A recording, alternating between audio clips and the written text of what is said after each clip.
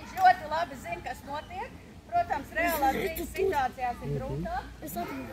Viņš drīkst iet pakaļ tikai un vienīgi pēc komandas. Skatiens acīs. Atmet.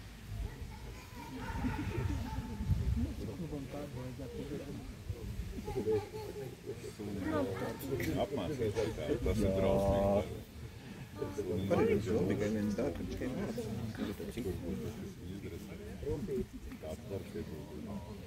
Mūsu galvenais atklājies brauks.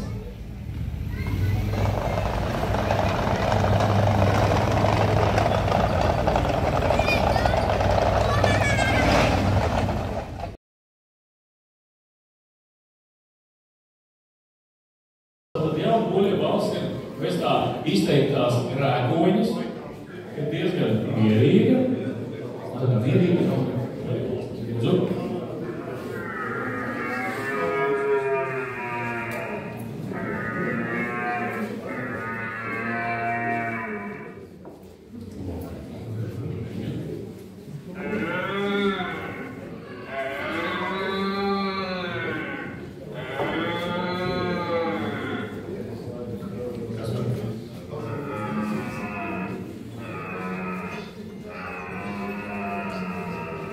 Kā jūs saprotat, jaunam pūlim, ja, balss ir dažāds. Tāpat kā cilvēkiem ir dažādi tembri, tā arī jaunam pūlim, viņš var būt gan zemāks tonīts, gan bišķiņ augstāks, bet viņam nav izteiktā rūkoņa, ja, viņš vēl nav iemācījies to darīt.